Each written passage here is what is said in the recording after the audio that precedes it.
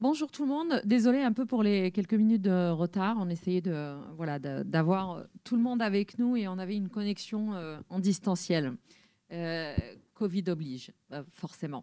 Je suis très contente aujourd'hui de modérer cette table ronde sur l'inclusion et l'inclusion des personnes en situation de handicap. On a beaucoup parlé ces 2 derniers jours de la Méditerranée plurielle dont tout le monde rêve. Et je pense que la Méditerranée ne veut pas être plurielle sans être inclusive et sans qu'elle ne concerne toutes les composantes de nos sociétés, et entre autres les personnes en situation de handicap. Il y a beaucoup de choses à dire là-dessus et je suis très contente de passer la parole dans quelques secondes à mes invités qui vont pouvoir partager avec nous des constats, partager avec nous leurs actions et les actions qu'ils mènent sur le terrain. Et j'ouvrirai aussi, si on a un petit peu de temps, à la salle pour vous entendre aussi, si vous avez des témoignages à nous apporter ou des expériences, des success stories à partager ou tout simplement des constats, encore une fois. L'inclusion des personnes en situation de handicap est d'autant plus un défi aujourd'hui. On le voit avec la pandémie. Et en fait, on le voit avec toutes les crises où ça devient encore plus compliqué. Et quand les choses se compliquent, on oublie les plus vulnérables, en fait. C'est aussi de ça que je voudrais qu'on parle. Alors, je vais vous présenter mes invités du plus proche au plus loin. Et donc, il n'y a pas de hiérarchie. Mohamed Mehrez Afshar, qui est de Handicap International, il est manager des opérations en Tunisie. Bonjour. Merci d'être avec nous. Fatima Idriss, de la NGO Tadamon, General Manager aussi. Elle est en Égypte. Ahlan Fatima. Et puis nous avons Hervé Bernard, qui est directeur social et inclusion Handicap International. Bonjour Hervé, merci d'être avec nous aussi. Et puis nous allons être en contact aussi dans quelques instants avec Fouzia Azouzi, présidente de l'association Montrouge. Je vais peut-être passer tout d'abord la parole à Hervé pour nous dire un peu où on en est aujourd'hui, la situation justement des personnes en situation de handicap dans cette région méditerranéenne qui nous réunit. Merci, bonjour à tous. Donc c'est vrai que la question de l'inclusion des personnes handicapées est une question centrale maintenant et encore plus en Méditerranée, parce qu'il y a différentes influences, différentes traditions et cultures qui se mélangent et qui donnent une belle richesse, mais aussi une complexité et des difficultés. Et nous, notre challenge aujourd'hui, c'est de faire appliquer la Convention internationale des droits des personnes handicapées. Je vois des gens qui hochent la tête, qui connaissent cette convention, mais peut-être tout le monde n'est pas au courant. Il y a une convention internationale aujourd'hui depuis 2006. Tous les États se sont mis d'accord pour réaffirmer les droits des personnes handicapées à participer à la société comme tout le monde. Il y a une convention des droits pour protéger les femmes, une convention des droits de l'enfant, et maintenant il y a cette convention pour les personnes handicapées. Et cette convention, depuis 2006, elle a fait son chemin, puisqu'il y a plus de 180 pays qui l'ont ratifiée aujourd'hui, qui se sont engagés à la mettre en œuvre. Et dans ces 180 pays, il y a tous les pays de la Méditerranée qui sont engagés dans ce processus de changement pour faciliter l'inclusion et la participation des personnes handicapées. D'ailleurs, petit message au Liban, il n'y a que le Liban qui doit encore ratifier, qui a signé, mais il n'a pas complètement ratifié. Donc là, il y a un petit message aussi pour aller plus loin, pour que la société civile fasse pression et qu'on ait vraiment tous les pays de la Méditerranée qui soient engagés dans ce processus de changement.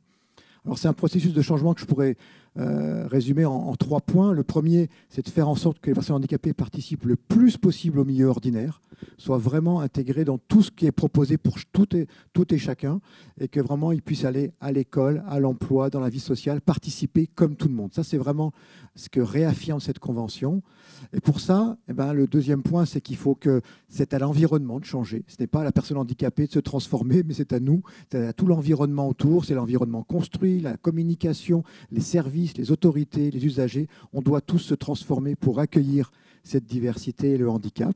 Et puis, il y a cette notion importante d'égalité des chances, c'est-à-dire qu'il faut aussi donner des choses, des éléments, des coups de pouce pour que les personnes qui ont justement ce terme handicap, qui ont une difficulté particulière par rapport à des capacités à voir, entendre, se déplacer, mémoriser, être en relation avec les autres, il faut des aides, il faut des choses qui vont les mettre à égalité pour pouvoir justement profiter de l'environnement. Donc je dirais que notre challenge, c'est ça aujourd'hui, c'est de faire en sorte que l'ensemble des pays de la Méditerranée se saisissent de ce challenge et puis essayer de voir qu'est-ce qui marche, qu'est-ce qui fonctionne, qu'est-ce qui a du mal à marcher, en n'ayant aucun préjugé.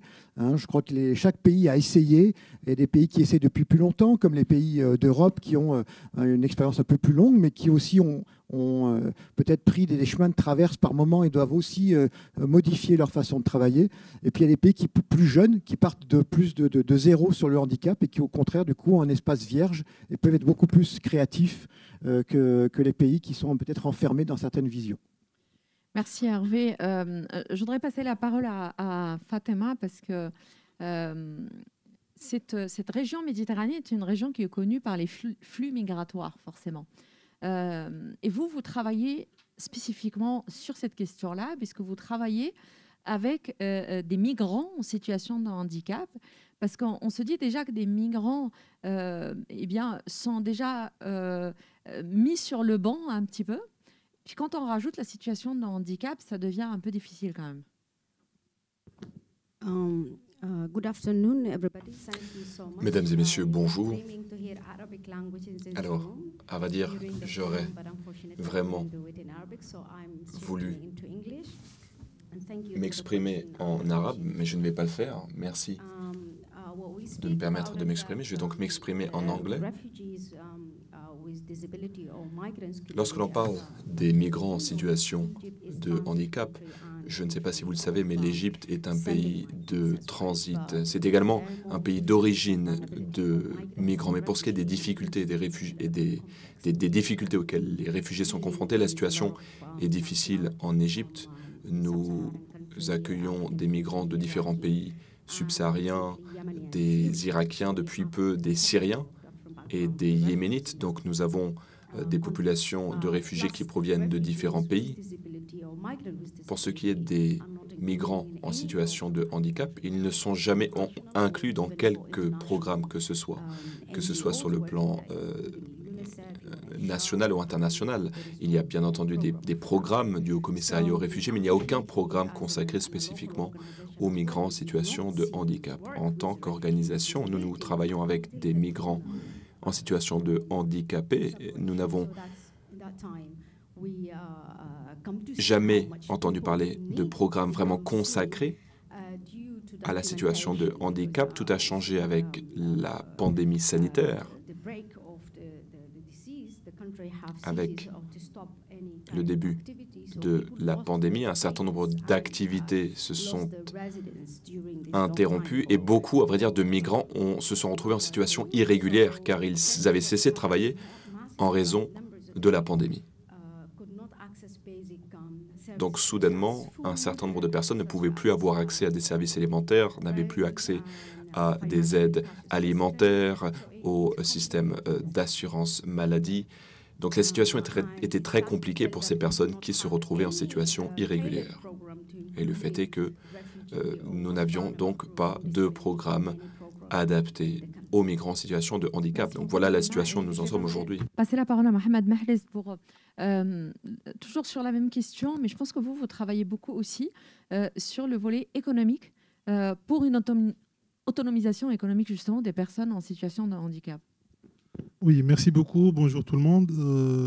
En fait, nous, en Tunisie, nous avons travaillé depuis quelques années Handicap International avec des partenaires nationaux en Tunisie, structures publiques et des associations sur l'inclusion professionnelle et l'inclusion économique des personnes handicapées. C'est vrai, comme ça a été annoncé, la Tunisie, c'est parmi les pays qui ont ratifié la Convention internationale des droits des personnes handicapées en 2008. Déjà, c'était les premiers pays et nous avons un cadre juridique assez développé, mais le problème, c'est un problème d'application, c'est un problème de mise en œuvre et c'est un problème de d'opérationnalisation de ce cadre juridique pour avoir bénéficié les personnes handicapées de leurs droits d'accès à l'emploi, à l'éducation, à la formation professionnelle. Dans le cadre de notre expérience, nous avons essayé de mettre en place comment trouver des solutions pour les personnes handicapées qui sont à l'âge de l'emploi, pour qu'ils puissent avoir plus de facilité pour accéder à l'emploi, pour accéder à l'insertion professionnelle. Et dans notre expérience, nous avons travaillé en collaboration, en coordination avec plusieurs acteurs qui interviennent dans le milieu ordinaire, mais aussi dans le milieu spécialisé, avec les associations spécialisées, ce qui a permis de développer un modèle d'accompagnement qui facilite relativement l'accès à l'emploi pour les personnes handicapées. Hervé, je voudrais vous repasser la parole pour savoir une vision un peu globale sur cette région. Quels sont les principaux défis que rencontrent justement les personnes en situation de handicap? Oui, alors les défis sont multiples, mais c'est vrai que comme souvent, la première chose à faire et le premier obstacle, c'est le fait de lutter contre les discriminations, de lutter contre des visions négatives, de toutes les perceptions culturelles négatives qui empoisonnent le handicap depuis des millénaires, en fait, et de se sortir de cette impression qu'une personne handicapée n'a pas la compétence, ne peut pas travailler et doit d'abord être un sujet de charité ou un sujet d'aide ou de protection avant tout. Alors, bien sûr, il y a des cas où la protection est nécessaire. Bien sûr, la charité est un noble sentiment, mais il faut d'abord voir la personne comme un sujet de droit et comme une personne qui peut, comme tout le monde, avoir accès aux mêmes enjeux. Et donc, le premier obstacle, c'est de se battre contre des préjugés, contre des millénaires de vision du handicap. On peut remonter très loin. On a des civilisations égyptiennes qui ont eu même des pharaons handicapés, puisqu'on a retrouvé dans la tombe de Toutankhamon des aides techniques qui montrent qu'il avait un pied beau et qu'il avait des difficultés à se déplacer. Il est mort très jeune, mais il a eu toutes ces difficultés. On retrouve chez les Grecs aussi toute une vision du handicap assez négative, avec le dieu handicapé Héphaïstos qui est jeté de l'Olympe. Voilà, donc on a toute une tradition très très ancienne et très ancrée dans la Méditerranée d'une vision négative du handicap et qui nous pollue encore nos têtes aujourd'hui et qui fait partie de notre culture, de notre héritage, sur lequel il faut avoir un travail de fond pour remettre ça en cause et vraiment avancer dans une vision beaucoup plus de sujet de droit et de personnes qui a des capacités, qui a des connaissances et qui a une volonté de participer comme vous et moi et qui veut vraiment, à un moment donné, être un sujet, un citoyen comme les autres. Donc je dirais que le principal obstacle, c'est cet héritage culturel très méditerranéen au final, puisqu'on a des civilisations très anciennes qui ont vraiment mis le handicap était présent, puisqu'on retrouve des traces de présence du handicap, mais toujours vu comme négatif et comme une sorte de malédiction divine. Exactement. D'ailleurs, c'était une championne paralympique jordanienne qui s'appelle Maha Barouti, qui me disait à l'époque que pour elle, quand on parle du handicap, elle dit en fait que ce sont plus les autres qui le voient qu'elle-même, qu'elle est ce qu'elle est, elle ne pense pas qu'elle traîne un handicap avec elle et que c'est en fait la situation, enfin la société en fait qui se comporte avec elle différemment. Fatima, justement, en parlant des défis, parce que quand on parle des réfugiés, c'est un peu le sujet du moment. Il y a beaucoup d'aide, il y a beaucoup de mobilisation, il y a beaucoup de politique. Est-ce que quand on met situation de handicap à côté de réfugiés, là, il y a peut-être moins d'accès à des aides, il y a moins de mobilisation internationale pour faire quelque chose?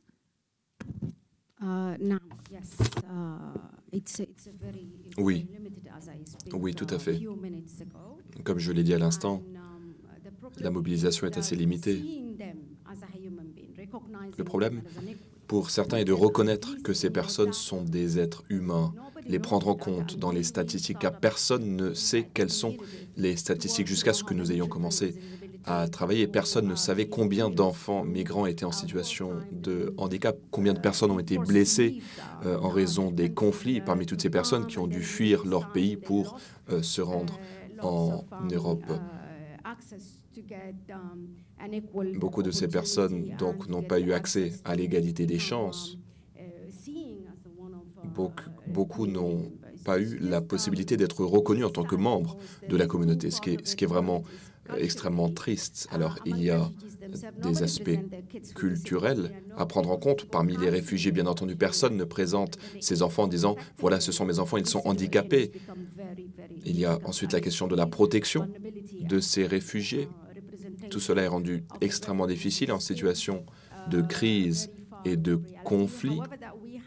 La prise en compte des réfugiés est problématique. Le système national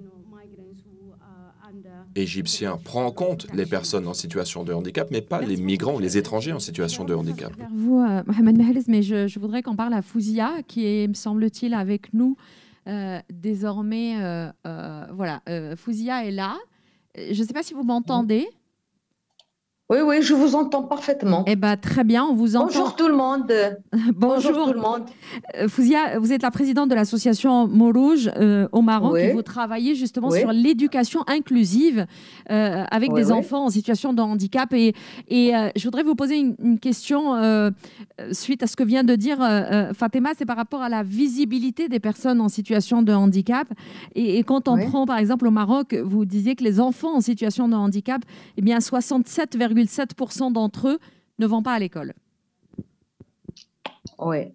Alors, il y a le gouvernement marocain, où je parle du royaume marocain, il a déjà ratifié la Convention internationale depuis avril 2009. Il y a aussi la question du handicap qui a suscité un grand intérêt dans la Constitution, à travers la mention textuelle, soit au préambule, soit dans l'article 34. C'est pour que toutes les personnes en situation de handicap jouissent de leurs pleins droits. Mais au-delà des textes de loi qui existent, parce qu'on le sait très bien, quand Ouais. il y a des textes de loi, ça ne veut pas forcément dire que c'est appliqué.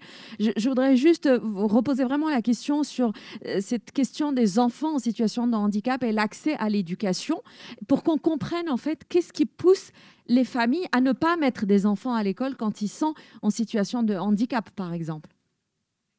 Oui. Alors, il y a le programme national de l'éducation inclusive au Maroc, qui est destiné pour que tous les enfants en situation de handicap ont accès à l'école. Mais il y a plusieurs défis qui entravent cette bonne volonté de l'État, bien sûr, et surtout du ministère tutelle. C'est que la réticence vient de plusieurs défis. Il y a l'insuffisance de formation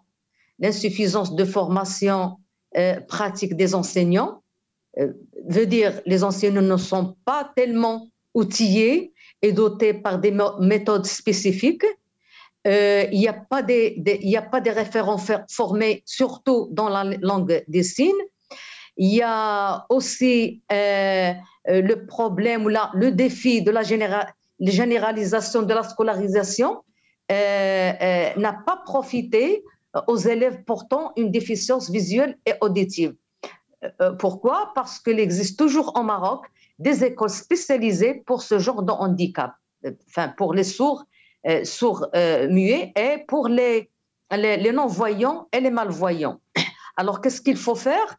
Il faut modifier l'arrêté ministériel relatif à l'éducation inclusive, surtout un article qui conditionne l'accès à l'école par le degré de sévérité, d'une part, et un autre article 12 de cette loi, bien sûr, qui oblige les parents de payer les frais des AVS, des éducatrices. D'accord. Et ça, bien sûr, Ça complique conformément à l'article 24 de la Convention, notamment le point D, qui est relatif à la prise en charge de l'État, par l'État, signataire de l'accompagnement nécessaire pour faciliter l'éducation effective. Or, les services alors le service on a aujourd'hui 1868 salles de ressources d'appui et de qualification qui sont toujours assurées par les associations. Et je vous dis qu'il y a maintenant aujourd'hui 1000 AVS, des accompagnatrices de vie scolaire, à la charge des familles. Et ça, bien sûr, ce sont de grands défis qui... C'est des défis majeurs, en tout cas, qui compliquent encore plus majeurs, les choses. Et qui bloquent, qui bloquent la famille pour avoir un encouragement pour l'accès de leurs enfants à l'éducation. À l'éducation inclusive, je dis bien. Merci beaucoup, Fouzia. Mohamed Mehrez, je voudrais revenir sur l'inclusion socio-économique. Quels sont un peu les principaux défis? Parce que très souvent, quand on regarde, on s'attend en gros à de grands défis. Et en fait, des fois, il y a des petites choses qui peuvent être réglées très facilement et qu'on n'a pourtant pas. Entre autres, par exemple, je pense à la question de l'accessibilité, par exemple, à tous les services, et entre autres aux entreprises, etc. Oui, en fait, il faut avouer qu'il y a beaucoup de défis, notamment parce que l'emploi, il arrive au bout de la chaîne, puisque malheureusement, les personnes handicapées ont des difficultés par rapport à l'éducation, par rapport à l'accès à l'éducation, par rapport à l'accès à la formation. Du coup, on n'a pas vraiment la possibilité d'avoir des personnes avec des compétences toujours demandées sur le marché. Et la formation, elle est très importante pour l'accès à l'emploi, puisqu'on est sur une approche vraiment économique et pas une approche d'employer des personnes handicapées parce qu'ils sont des personnes handicapées. C'est ça aussi l'enjeu de l'emploi des personnes handicapées. Après, dans des contextes particuliers, je parle par exemple de la Tunisie, il y a le problème de l'accessibilité. Et c'est un problème très contraignant, puisque malgré la bonne volonté, malgré qu'on arrive à trouver des possibilités d'emploi, que ce soit auto-emploi ou l'emploi salarié, il y a toujours ce problème d'accessibilité des entreprises, d'aménagement des postes d'emploi selon le type de déficience des personnes qui occupent ces postes-là. C'est pour ça que c'est très, très important de mobiliser un plus grand nombre parce qu'on j'aimerais bien parler plutôt solutions ou à la possibilité d'avoir. Alors justement, allons-y. En fait, qu'est-ce qu'on peut faire? Est-ce qu'il y a des moyens? Qu'est-ce qui est fait et puis surtout, qu'est-ce qu'on peut faire pour améliorer ça? Parce qu'au-delà du constat qui était quand même important, l'idée, c'est de pouvoir savoir quelles sont un peu les pistes de travail qu'on peut lancer pour améliorer la situation de toute une frange de la population, en fait, puisque on parle de citoyens comme les autres. Alors, le plus important, d'après l'expérience et d'après l'expérience qu'on a vécue, d'après ce qui passe dans la réalité, c'est la coordination. La coordination entre tout ce qui est spécifique et tout ce qui est ordinaire. On aimerait bien être ordinaire tant que possible, spécifique si c'est nécessaire.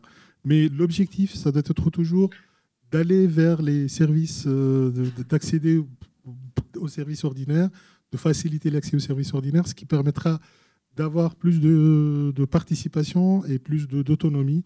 Par exemple, si on prend les moyens de transport, s'il y a des moyens de transport accessibles, ça va faciliter l'accès à l'insertion, l'accès à l'emploi, l'accès aux services d'une manière générale.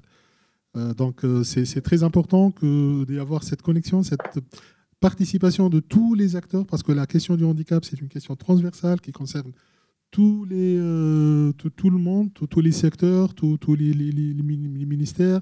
Donc, c'est bien que dans la réflexion, elle soit une réflexion participative qui inclut aussi les personnes handicapées eux-mêmes dans la recherche des solutions pour qu'on arrive à développer des modèles adaptés selon les pays et voir des échanges d'expériences. Mais les solutions sont toujours, je dirais que les solutions sont toujours possibles, même si c'est limité, mais ça peut évoluer. Merci beaucoup. Fatima, je voudrais revenir au défi et en même temps vous demander juste après qu'est-ce qu'on peut faire et qui peut faire aussi, puisque je pense qu'il y a des choses à faire au niveau de nous-mêmes, les citoyens. Et c'est ça ma première question. Est-ce qu'une partie des défis ne vient pas des mentalités des stéréotypes qui sont intégrés un petit peu dans la tête de tout le monde et qui font qu'on n'évolue pas quoi, sur certaines choses. Des fois qu'on peut exclure sans même plus se rendre compte qu'on est en train d'exclure. Donc ça, c'est ma première question, parce que je pense qu'il n'y a pas que l'État ou la société civile ou les gouvernements qui peuvent quelque chose, mais je pense que tous les citoyens peuvent aussi faire quelque chose. Et la deuxième chose, c'est qu'est-ce qu'on peut, quelles sont un peu les pistes d'amélioration dont on peut parler aujourd'hui? Oui, merci. Vous me rendez la vie un petit peu plus difficile en posant deux questions en même temps. Mais en fait, je suis convaincue que là, nous avons cette opportunité qui s'offre à nous de revoir nos politiques d'inclusion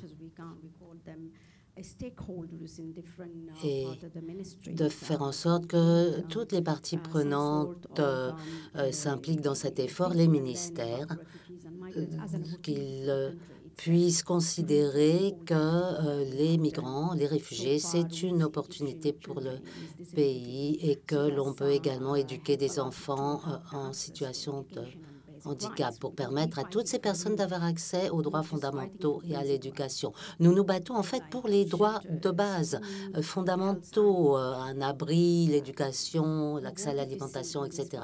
C'est pour ça que nous nous battons et nous souhaitons que des personnes en situation de handicap, des réfugiés, des personnes vivant dans la communauté participent à ce débat et apportent une contribution.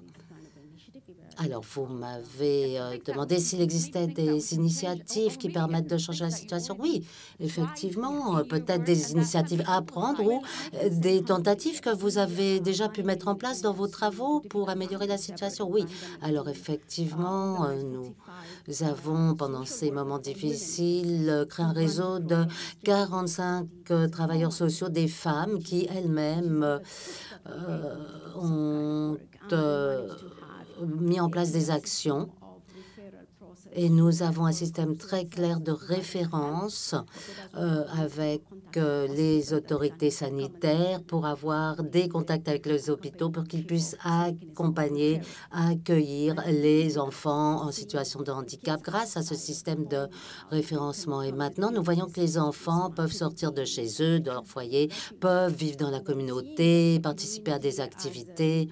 Et on se rend bien compte que maintenant, ils sont plus visibles, qu'ils sont des personnes. Et ça montre que nous devons réfléchir beaucoup plus à la façon d'aider les réfugiés en situation de handicap et leur donner un accès au programme éducatif. Mais bien sûr, les enfants des réfugiés n'ont pas beaucoup accès aux écoles publiques. Donc, c'est une opportunité. Ça permet de lancer ces initiatives, de leur donner de la visibilité. Mais en même temps, nous avons encore beaucoup à faire. Nous avons un long chemin à parcourir avant d'avoir sur pied un programme qui nous satisfasse vraiment, dont nous soyons fiers. Donc, on essaie de mettre en place des activités limitées, modestes. Mais depuis 2 ans, nous avons tout de même réussi à avoir de nouvelles idées, à travailler plus en profondeur et à permettre aux enfants de réfugiés en situation de handicap et aux migrants d'avoir accès à des droits de base et à des activités inclusives qui permettent à tous les enfants de participer. Merci. Je pense que vous êtes, voilà, vous êtes encore là et je voudrais vous demander justement, est-ce que la coopération internationale aujourd'hui fait le job en fait? Est-ce que les différentes institutions qui existent, qui sont les différentes institutions méditerranéennes, font le job qu'il faut pour justement permettre cette inclusion des personnes et en l'occurrence le travail que vous faites auprès des enfants en situation de handicap? Merci pour cette question qui est bien sûr pertinente. Bien sûr, la société civile, moi je parle puisque je la représente aujourd'hui, donc a bénéficié de beaucoup de projets, surtout avec Handicap International au Maroc, pour des projets qui consistent surtout sur la formation, sur le renforcement des capacités des associations, et ça c'est très très important. Bien sûr, ces associations, ces projets de coopération leur a permis de sensibiliser les parents pour que ces enfants aient à l'école. Il a encore encouragé des établissements scolaires pour avoir une vision très claire sur l'handicap et sur l'éducation inclusive. Donc, on a toujours besoin de ce projet dans le cadre de coopération avec les ONG. Et bien sûr, ça encourage, ça éclaire les pistes de faire un bon travail au profit des enfants et de toute personne en situation de handicap. Bien sûr, il y a des experts qui nous orientent vers les méthodes, les outils adéquates pour toutes sortes, pour quelques sortes d'handicap tels que l'autisme, par exemple. La BA, il y a aussi la méthode Montessori, et même aussi pour la sensibilisation du grand public qui, bien sûr, peut bien soutenir cette mobilisation autour de toutes les thématiques positives pour, bien sûr, pour aboutir aux objectifs de l'éducation inclusive. Merci beaucoup, Fouzia. Hervé, je voudrais justement vous demander, parce que oui, certainement, Handicap International fait le job, puisque, comme son nom l'indique, vous êtes spécialisé. Alors, fait le job. En tout cas, vous faites ce que vous pouvez avec les moyens que vous avez. Ma question est plutôt sur toutes les autres institutions qui travaillent sur la coopération entre les deux rives de la Méditerranée. Est-ce que celles-là incluent justement dans leur politique, dans leur stratégie, la dimension handicap? Puisqu'on parle souvent par exemple, de projets économiques, on parle de projets sociétaux, etc. Et j'ai l'impression que la composante handicap n'est pas vraiment prise en compte. Et que du coup, on a moins de fonds, forcément. Oui, je crois que c'est un gros débat qu'il y a depuis toujours sur dire comment faire en sorte que ce soit pris en compte. Est-ce qu'il faut en faire un sujet particulier, comme on fait aujourd'hui? On fait une table ronde particulière sur le handicap, alors qu'il y a une table ronde sur l'éducation, une table ronde sur l'emploi, où on ne va pas forcément parler handicap. Donc ça, c'est un vrai sujet de est-ce qu'il faut être spécialisé ou est-ce qu'il faut être ordinaire? Nous, on a clairement fait le choix de dire il faut aller dans le milieu ordinaire, il faut aller dans chaque instance, doit aussi parler des personnes exclues, des personnes handicapées.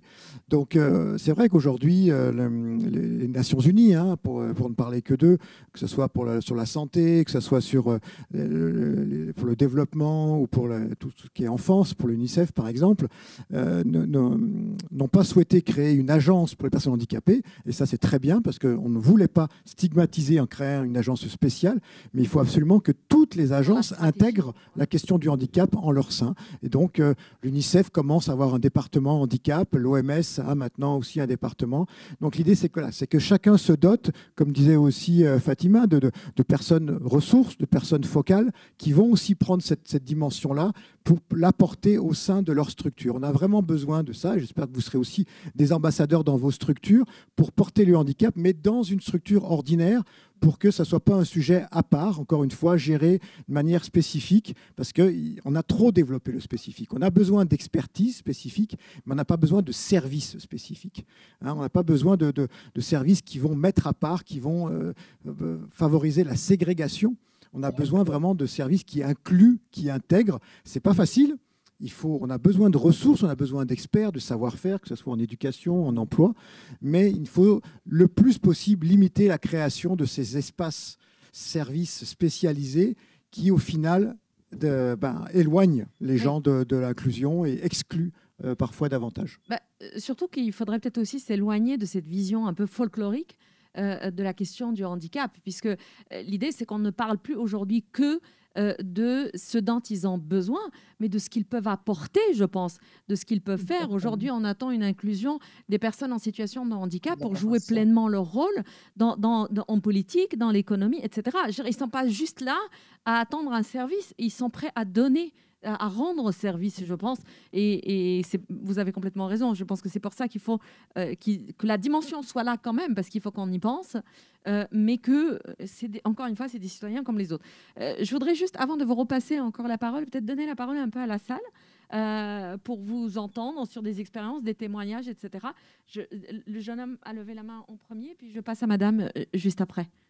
Et on fera le tour, on a un petit peu de temps. On va vous donner un micro. N'hésitez pas à... Allez-y. Bonjour, merci à tous et à chacun d'entre vous pour votre intervention. J'ai beaucoup apprécié la qualité et la pertinence de la richesse de cette thématique, justement. Merci à Madame Idriss d'avoir parlé en anglais pour ma part.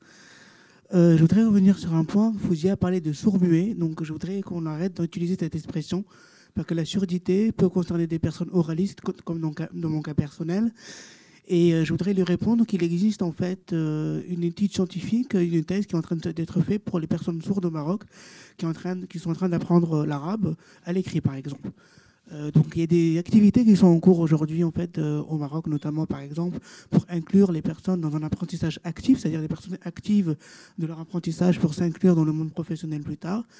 Et je voudrais apporter un témoignage en fait en tant que franco-tunisien. Normalement, je devais grandir en Tunisie quand j'avais 4 ans. J'étais inscrit dans une école en Tunisie. Et il existait déjà dans les années 90 des programmes d'inclusion pour les enfants sourds en Tunisie. Et je ne sais pas ce qu'il en est aujourd'hui, mais j'ai beaucoup de témoignages de Tunisiens qui ont fait des études en Tunisie, des études supérieures, que les universités ont fait tout leur possible pour que ces étudiants arrivent même jusqu'à un niveau de doctorat. Ce n'est pas ce que je vois forcément en France aujourd'hui. C'est-à-dire qu'on ne pourrait pas forcément présenter le Maghreb comme un exemple, mais on pourrait le présenter comme un contre-exemple de préjugés qu'on pourrait avoir aussi. C'est-à-dire que la conscience du handicap a beaucoup évolué ces 30 dernières années, je pense. Les mentalités, comme vous avez parlé, c'est une question importante qu'il faut rappeler, c'est vrai. Mais je pense qu'il faut quand même faire confiance aux pays du sud de la Méditerranée pour dire qu'eux aussi, ils ont réussi à évoluer par leurs propres moyens, avec leurs propres possibilités aussi. Je voudrais aussi inclure aussi un autre sujet. Il faut savoir que 80% des handicaps sont invisibles. On parle des choses qu'on ne voit pas forcément, qu'on n'entend pas forcément, qu'on n'a pas forcément conscience. Il est très compliqué d'aborder ce sujet, surtout dans le monde professionnel. Moi, je suis en fin d'études et j'essaie de m'insérer dans le monde du travail, par exemple. Et c'est vrai que j'ai quelque chose à apporter. Et il faut redonner le sentiment de légitimité à ces personnes-là. Alors, en partant de votre propre expérience, c'est quoi les difficultés que vous rencontrez, par exemple? C'est-à-dire que mon handicap est invisible du fait que je suis oraliste en tant que sourd, déjà. Donc, oraliste, c'est une personne qui est sourde, mais qui parle. Hein, oui, c'est-à-dire que, comme le truc de langage qu'on dit sourd-muet, oui, bien sûr, on va forcément penser que sourd veut dire muet, donc il n'y aurait pas la possibilité de parler des langues. Sauf que moi, je parle 5 langues aujourd'hui. Et je suis là pour casser des préjugés, justement. J'ai fait des études supérieures, j'ai 2 masters à mon actif aujourd'hui. Et j'essaie, tant bien que mal, à mon propre niveau aujourd'hui, donc d'apporter un regard nouveau là où je vais, là où je passe, en tout cas. Du coup, c'est plus difficile quand le handicap n'est pas visible? Complètement, oui. Ouais. C'est compliqué de le rendre visible parce qu'on ne sait pas ce qu'ils savent eux et nous, on ne sait pas ce qu'ils savent eux de nous. Et en même temps, vous ne voulez pas forcément être identifié par votre handicap.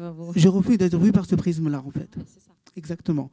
C'est-à-dire que j'ai souvent entendu parler de quotas de personnes handicapées de 6%. Il y a une loi qui existe en France. Excusez-moi, mais je veux qu'on regarde mes compétences d'abord. Bien sûr. Voilà. Et je voudrais savoir aussi qu'on parle toujours d'accessibilité des personnes handicapées. Moi, mon première difficulté, c'est l'accès à mes droits en tant que personne handicapée en France. Je ne connais pas forcément mes droits. Voilà. Merci beaucoup. Merci. Je vais passer la parole à madame. Bonjour. Donc, moi, je suis pédiatre. Je suis Dr Martin Lebrun, spécialisée dans la prise en charge de l'enfant en situation de handicap en France. Donc effectivement, nous, depuis la loi Kouchner, l'intégration de l'enfant en milieu ordinaire, en principe, est promue. Il y a différentes lois qui sont intervenues, dont depuis 2-3 ans, beaucoup de lois sur tout ce qu'on appelle les troubles neurodéveloppementaux, donc qui ne se voient pas, sont les troubles du spectre autistique, les troubles déficit attentionnel. Et donc, par rapport à ce que vous présentez, il y a des choses où effectivement on peut dire qu'on a de la chance. Par contre, la mise en pratique sur le terrain ne correspond pas. C'est-à-dire qu'il y a des droits, il y a des lois, il y a des décrets, et on s'aperçoit qu'il n'y a pas... Donc maintenant en France, c'est les AESH, les aides aux enfants en situation de handicap.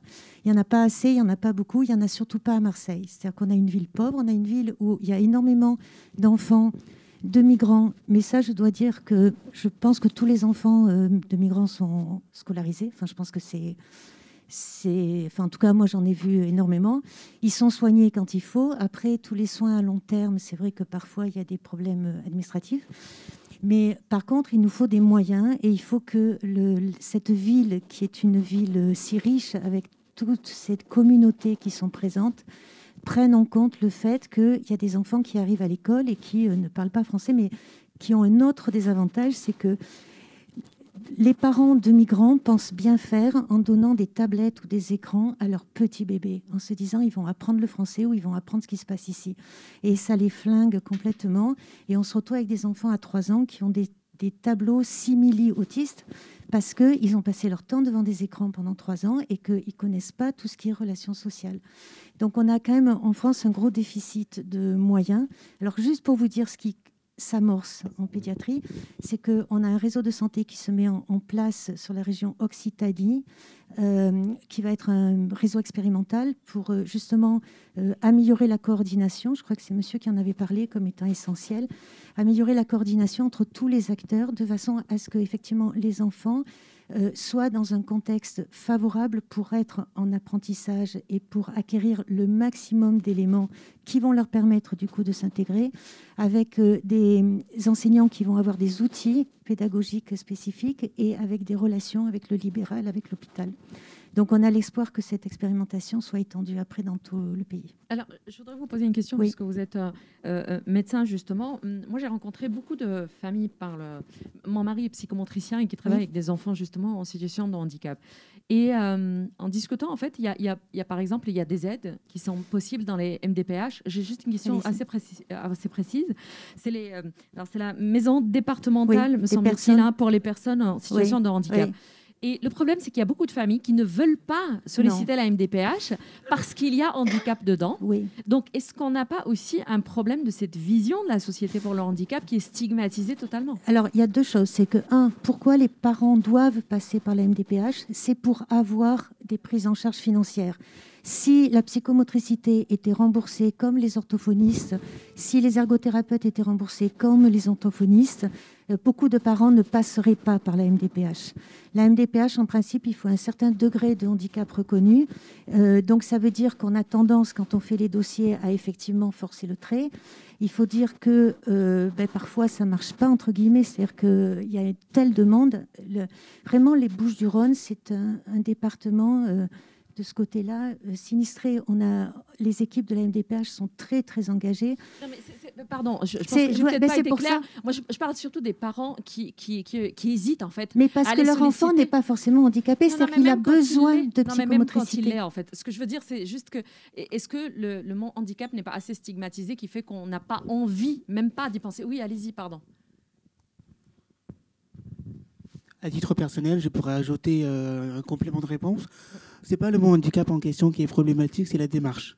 La démarche administrative, le fait d'aller voir un médecin, de médicaliser le handicap, c'est très compliqué en fait. C'est-à-dire qu'on nous médicalise, on nous fait passer par un médecin pour attester de notre handicap, c'est-à-dire que nous-mêmes, on ne peut pas attester de notre situation. Oui. C'est incroyable quand même. C'est-à-dire qu'on a besoin d'un médecin qui dise à notre place ce qui se passe, que c'est lui qui doit prouver et que c'est lui qui doit dire ce qu'on ressent, nous. Oui. Et ça, c'est un problème. Vous avez raison. Est-ce qu'il y a d'autres personnes, peut-être? Oui, madame, allez-y. Voilà. Bonjour, je suis Khadija Imi, je travaille essentiellement au Maroc et en Tunisie. Et je vais vous apporter, en fait, vous parler d'une expérience que j'ai vécue par rapport au handicap. Donc, j'ai dirigé pendant un certain temps des organismes de formation. Et comme vous savez, la loi française nous oblige à accueillir 6%, voilà, les fameux quotas, sinon nous payons une amende. Et ma direction à l'époque nous a dit, sur les 300 stagiaires, il faut qu'on accueille 6% de ces 300 stagiaires en situation de handicap. J'avais 18 formateurs à l'équipe, à l'époque, pardon. Et quand j'en ai parlé aux formateurs, ça a été non d'office. Ça a été non d'office. Dès que je parlais de handicap, de personnes en situation de handicap, c'était tout de suite une fermeture totale. Donc il fallait partir du principe où il fallait un petit peu, pas convaincre, mais sensibiliser toutes ces personnes qui sont des professionnels de l'éducation au handicap. Donc, alors, ce que j'ai fait, c'est que je recrutais à ce moment-là une assistante pédagogique. J'ai fait exprès mais j'ai pris une assistante en situation de handicap, mais handicap invisible. Donc, elle a été recrutée dans l'équipe, elle a elle-même parlé de son handicap, moi j'en ai pas parlé, c'est interdit, elle a elle-même. Donc ça a commencé à lever un peu les freins là-dessus. Et ensuite, donc on est parti, c'est que j'ai fait appel à un ami qui est dans la même situation que vous, qui est sourd mais oralisant, et on a travaillé justement sur cette sensibilisation, c'est-à-dire expliquer tous les textes de loi, expliquer également tous les types de handicap, comment les repérer, comment être en age to age avec le jeune, parce que là je parle du public jeune, comment le recevoir, comment l'accueillir, comment l'accompagner. Et après, je les ai mis en situation de handicap. Ouais. Pendant une journée. Ouais. Pendant une journée. Ils étaient en fauteuil roulant, ils étaient en situation de cécité, ils étaient en situation de surdité. Et à ce moment-là, ça a levé tous ces freins. Et même, ils sont venus pour me dire « Khadija, la porte, elle est trop lourde. Quand on est en fauteuil, on ne peut pas l'ouvrir. L'accès à la photocopieuse, on ne peut pas y aller. » Donc, ça nous a permis, au sein de la structure, de revoir complètement le fonctionnement de la structure, mais ça a levé toutes ces mauvaises représentations au niveau du handicap. Et moi, j'y suis très sensible et c'est une cause que je défends énormément. Donc, ça a levé toutes ces mauvaises représentations et ça nous a permis d'accueillir des jeunes en situation de handicap, mais dans des situations un peu plus bienveillantes et être dans l'accompagnement et pas dans le regard de pitié. Oui, c'est ça, parce qu'il ne faut ni être dans l'exclusion ni dans la pitié. Encore une fois, je vais repasser la parole dans la salle, mais je voudrais juste aller chez Fouzia. Fouzia, moi j'ai une question pour vous, puisque vous travaillez sur la thématique de l'éducation. Vous m'entendez toujours ? Oui, oui. OK. Alors, parfaitement. Moi, ma question concerne cette fois-ci la formation des personnes qui vont accueillir des personnes en situation de handicap, et là, en l'occurrence, les enfants. Puisque des fois, il y a des enfants qui sont aussi exclus de l'école parce que l'école ne sait pas les recevoir, l'école ne s'adapte pas au handicap qui est posé. Est-ce que ça, c'est une problématique que vous avez rencontrée, et est-ce que vous pourriez nous en parler un peu si vous l'avez rencontrée ? Oui, effectivement, c'est une réalité, c'est un vécu, si vous voulez. Parce que aujourd'hui, on a besoin d'une bonne conscientisation pour promouvoir le respect et la perception positive pour les personnes en situation de handicap, pour combattre les stéréotypés et les préjugés, pour favoriser une attitude réceptive à l'égard des droits des personnes en situation de handicap. Avec les acteurs de la communauté éducative, surtout avec les acteurs de la communauté éducative qui ne sont pas suffisamment ni conscients, ni formés, ni outillés par des outils et des méthodes pour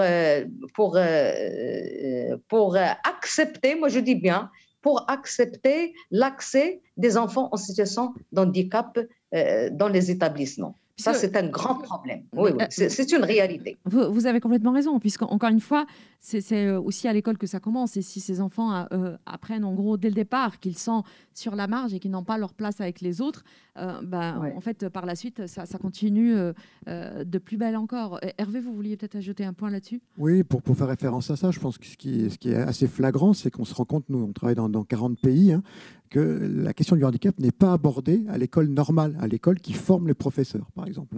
Et donc, on essaie d'introduire ça. Donc, c'est des luttes parce qu'il faut trouver sa place dans le curriculum des formations des maîtres pour qu'il y ait une semaine ou 2 semaines au mieux. Au Burkina Faso, on a réussi à faire 3 semaines. Voilà. Donc, on a toute cette bataille pour s'introduire dans le curriculum de base, tous les initiaux qui forment les professeurs, pour qu'au moins, dans un parcours, ils entendent à un moment donné parler et qu'ils soient conscients. Ce serait la même chose pour la santé, pour plein de métiers.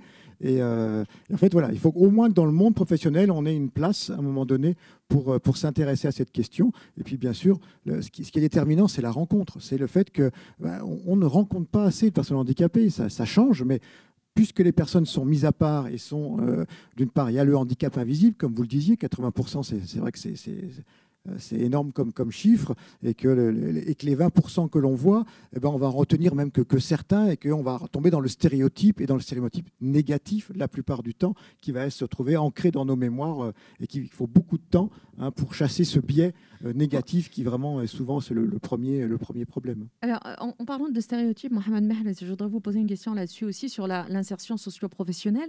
En parlant récemment à un jeune en fauteuil roulant, et on parlait justement de la problématique de l'accès à l'emploi.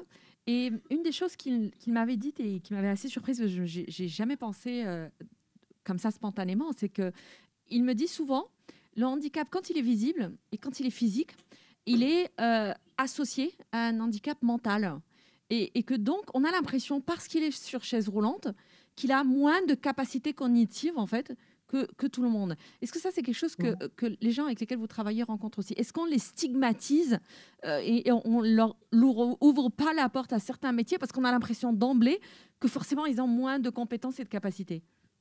Si on n'est pas sensibilisé, la plupart du temps, c'est le cas, en fait. Il y a toujours une représentation très négative du handicap. Il est lié à la non-formation, à la non-éducation, à la capacité limitée. Et ça, c'est une partie très importante par rapport à la sensibilisation. Mais aussi, j'aimerais bien revenir sur la question de la capacité, de la formation des personnes qui œuvrent, qui travaillent sur les questions avec les personnes handicapées. Il faut qu'on intègre aussi toutes ces axes, ces thématiques dans la formation, que ce soit pour les éducateurs, les éducatrices, dans la formation professionnelle. Parce que si on est dans un centre de formation professionnelle, et je parle par exemple le cas de la Tunisie, il y a une obligation d'avoir 3% des usagers des centres de formation professionnelle ordinaire de personnes handicapées. Mais si le formateur n'a pas les outils, les moyens, la démarche, les méthodes de prendre en charge, d'accompagner les personnes handicapées, comment il va procéder? La personne va se retrouver doublement discriminée. Donc il y a la discrimination du handicap, mais il y a aussi le risque d'être mis à l'écart dans la classe de formation, dans la formation elle-même. Donc c'est bien d'être sensibilisé, c'est bien que les gens puissent être sensibilisés sur les droits des personnes handicapées, c'est que c'est pas un plus, c'est juste le droit d'avoir accédé à l'éducation, à la formation, mais qu'il faut aussi que le corps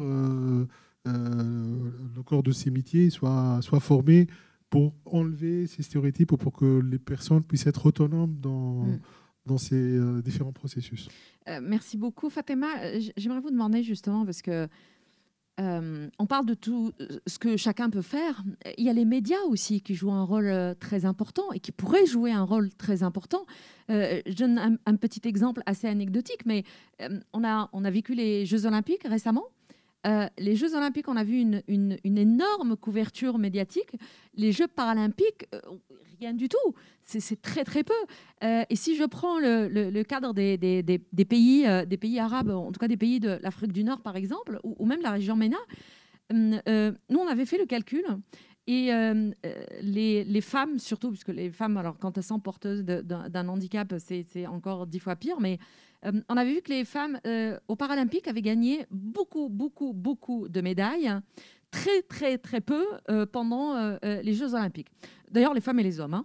Les femmes et les hommes avaient gagné peu dans ces pays-là, aux Jeux Olympiques, beaucoup de médailles aux Jeux Paralympiques, très, très peu de retentissement dans les médias pour les Jeux Paralympiques, et beaucoup, beaucoup de couverture, même pour dire « Ah, c'est dommage, ils n'ont pas gagné pour les Jeux Olympiques ». Est-ce qu'il n'y a pas une grande défaillance du côté des médias aussi ? Oui, bien entendu. Les médias reflètent la culture d'une certaine façon. Si vous avez le teint extrêmement clair, eh bien vous êtes beau. Voilà quels sont les clichés qui sont véhiculés, alors que si vous avez la peau noire, vous êtes sans doute un délinquant. Donc les médias reflètent le système. Et je pense qu'il y a donc un problème de visibilité. Toutes ces personnes sont mises dans le même sac. Les médias travaillent donc en grande connivence avec le système. Les médias prennent en compte les priorités politiques qui sont fixées. par le système. C'est le système qui dicte aux médias ce dont ils doivent parler. Or, les médias doivent prendre en compte les besoins des communautés. Il faut promouvoir des campagnes pour lutter contre la discrimination, pour mettre un terme à cette discrimination. Et donc, c'est quelque chose que je dis souvent lorsque je rencontre des ONG. Il faut travailler de façon transversale. Il ne faut pas travailler en silo, de façon isolée. Il faut vraiment travailler de façon ouverte. Il faut inclure tout le monde. Je suis complètement d'accord. We should not have Paralympics and Olympics. Oui, c'est vrai qu'il ne faudrait pas qu'il y ait les Jeux olympiques et les Jeux paralympiques. Pourquoi spécifier que c'est une compétition différente? Il faudrait que les personnes en situation de handicap puissent tout simplement participer aux épreuves sportives. Et pour ce qui est des médias, il faut également faire un grand travail avec les médias pour améliorer la prise en compte, la couverture médiatique qui est faite des personnes en situation handicapée. Et le fait est que nous sommes tous handicapés parfois dans certaines situations. Moi, je suis en situation de handicap si je dois parler français, car je ne parle pas français, ou si je dois nager, par exemple, autant de choses que je ne peux pas faire. Peut-être parce que je n'ai pas eu la possibilité d'apprendre à les faire. Or, je pense que l'égalité des chances est très important. Nous avons tous notre rôle à jouer, mais c'est vrai que ce qui est clé, c'est vraiment l'accessibilité. Dans la salle, il me semblait qu'il y avait une personne derrière qui avait levé la main. Ah oui, allez-y. Oui, bonjour. Donc, moi, je m'appelle Wardia. Je vis en Algérie et j'ai eu l'occasion de travailler chez Handicap International. Et aujourd'hui, je travaille dans le domaine de la migration. Et je voulais juste apporter un petit constat que on ne le croit pas peut-être, mais la migration et le handicap sont étroitement liés. Parce qu'en fait, aujourd'hui, dans mon pays, après je ne sais pas le cas des autres pays, l'Algérie est un pays de transit, mais qui devient souvent un pays de destination. Et donc on a beaucoup de migrants qui travaillent dans des chantiers et qui deviennent, et par des accidents de travail, parce qu'il y a des problèmes sécuritaires, enfin de sécurité, ils ne sont pas protégés et tout. Et donc par des problèmes de travail, deviennent des personnes handicapées. Donc ils sont non seulement migrants, mais en plus, ils développent un handicap donc, de par ces accidents. Et malheureusement, donc, dans les statistiques, par exemple, quand on essaye de faire une désagrégation par âge, genre, handicap, dès le départ, on a très très peu de pourcentage d'handicap, je dirais même nul, parce que la majorité des migrants, quand ils commencent leur parcours de migration, ne sont pas handicapés. On reçoit majoritairement des jeunes mâles qui ne sont pas, parce que le parcours donc, est très très difficile, mais le deviennent après. Voilà, je voulais juste apporter ce constat parce que c'est aussi quelque chose qu'il faut prendre en considération. Merci beaucoup. Est-ce qu'il y a quelqu'un d'autre qui... Oui.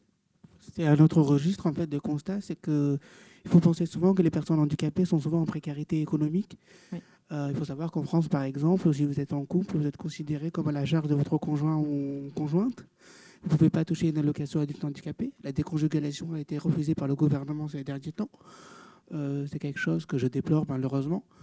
Il faut savoir aussi que la précarité économique et handicap sont souvent liés dès le début. C'est-à-dire que beaucoup de familles de la précarité économique hésitent à demander de l'aide, ne savent pas quels moyens seront possibles pour pallier au handicap des enfants. C'est-à-dire que la précarité économique peut être source de handicap, comme le handicap peut être source de précarité économique. C'est étroitement lié, en fait.